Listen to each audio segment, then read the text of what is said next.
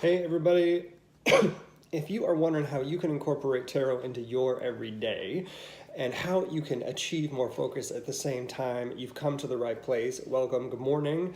My name is Seth, I run Comingouttarot.com. You can always find out more about me over there. But while we're here, we're talking about a way that you can get to use tarot and incorporate it into your everyday. Just realized I didn't have enough light going on in this kitchen. So I'm going to turn it on. All right. I was trying to record this earlier, but it kept giving me some grief on the iPad, so I am now on my iPhone. Hopefully you will have less problems. All right, so incorporating tarot into your everyday is really easy to do with a card of the day. Now, the last video I did last week was about card of the day and how it can get you more energy. Today, we're talking about how you can get more focus with that card of the day.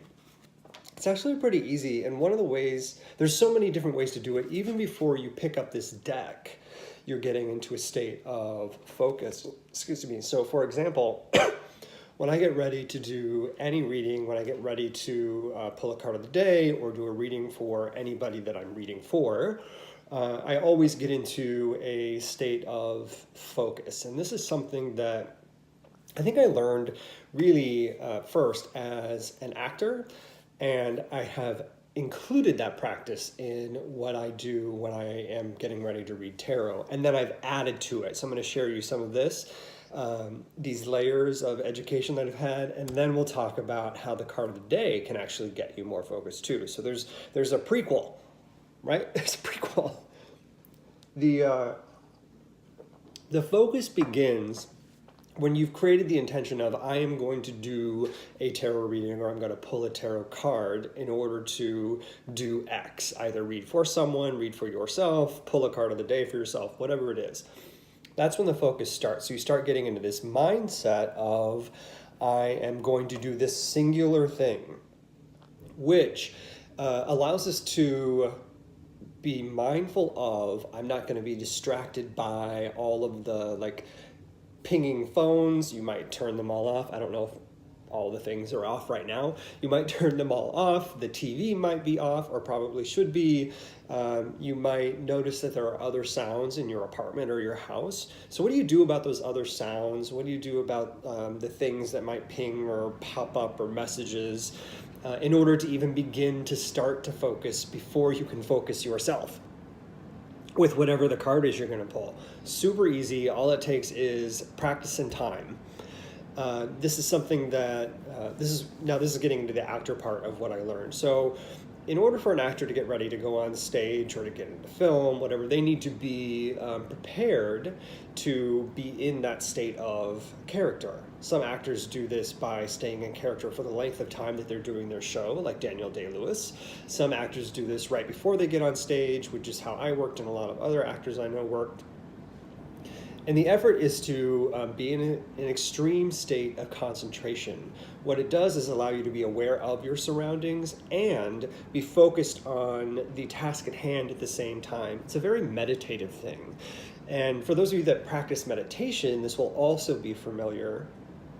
What you do is you take that moment where you just let kind of your day go. You don't have to ignore and shut everything out. Just kind of okay, I'm here in this moment.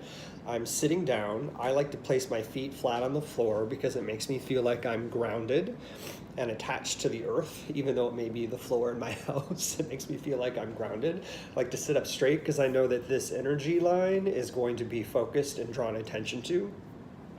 And I like to make sure I'm as relaxed as possible. This will continue to happen through the course of the exercise. What I do then is I relax the muscles in my body from the soles of my feet all the way up through the top of my head. This allows me to be in my body, aware of my body. What you may do either at this point or right before, whichever one works for you, is acknowledge the sounds, noises, and energy that's going on around you. Most of the time I like to do this before I go through that exercise of relaxing myself. Because what it does is allow me to recognize that all the sound, all the energy, all the extra things that might be going on around me or had been going on throughout my day that I'm carrying with me, those are all a part of me, the energy that I bring to the reading, and the experience that other people are going to have. It's a part. You can't just like get rid of it. That's part of the practice of meditation anyway, isn't it? It's not to quiet the mind, it's to focus the mind. The mind is constantly working, so how can we be focused on something rather than everything? So I do that. I'll acknowledge the sound, I'll acknowledge the energy, and I'll bring that into myself and allow myself to be the center of where all of that energy is. So I'm kind of like this big energy suck that draws it all into me, and I hang on to it and allow that to be part of what I'm about to do. So I don't like to exclude what's going on. I like to include, because then I am in control of, I am allowed to focus all of that extra energy, sound, and stuff that's going on all around me. And I can take it in and allow it to feed me rather than be a distraction. So that's one set of focus in your tarot every day. It's just the meditative practice of being aware and acknowledging that shit's gonna happen. There's gonna be stuff going on around you. You can't escape it.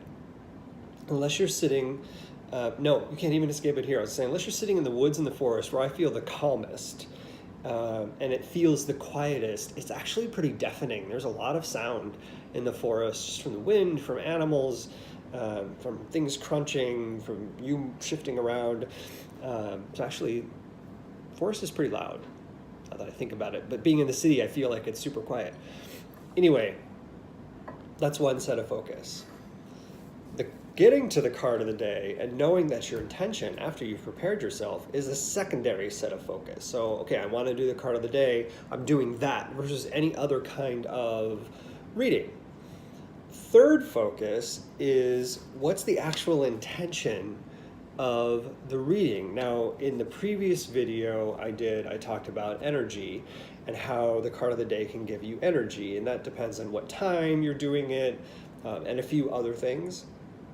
But the intention of that type of card of the day reading is, in fact, to drive you, to give you energy, to help you get through your day.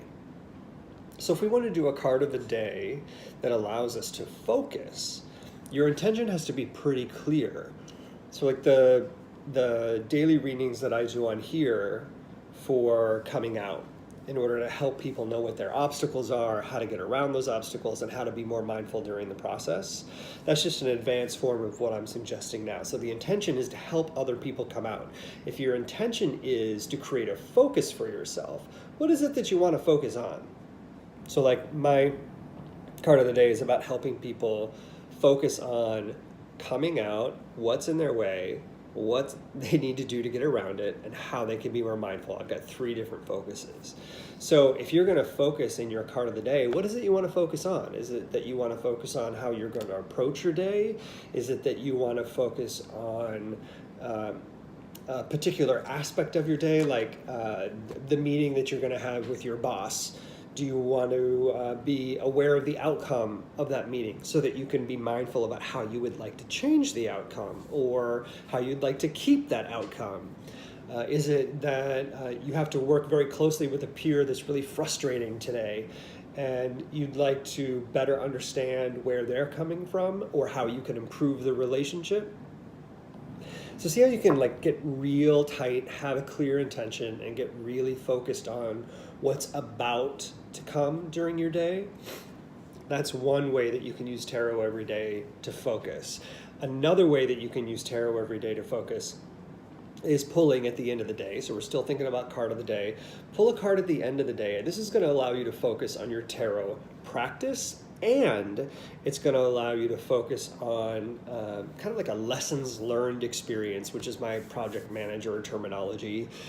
You're reviewing your day to see what happened, why it happened, and if there's something you want to do about it, or if there's a way that you'd like to approach whatever that thing was in the future. So you can pull a tarot card at the end of the day in order to focus on your own self-improvement, in order to learn a tarot card better. You can pull it and say, what message did I need to learn from my experiences today, and pull a card and then relate this to the events that have happened during the course of your day, so you can better understand and learn that card. So if your intention is learning tarot, you can approach it that way. That's a great focus.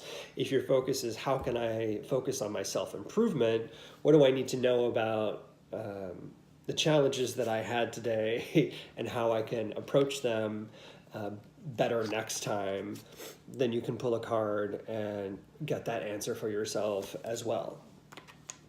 So there's so many different ways that you can use tarot to focus yourself, but those are just a few. One, being in the state of intention.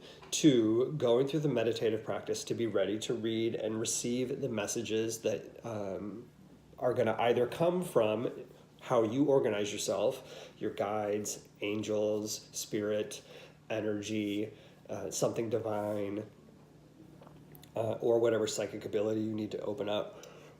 Also, pulling a card at the beginning of the day where you can understand what's about to come so that you can make choices about how you'd like to interact with that event or that outcome, and pulling a card at the end of the day so you can work on your own personal self-improvement or having a better understanding of the cards themselves. All right, I hope this is helpful. If it is, don't forget to hit that thumbs up button so I know the content's useful and it gets it in front of other people who can use this as a lot of fun to learn tarot for themselves.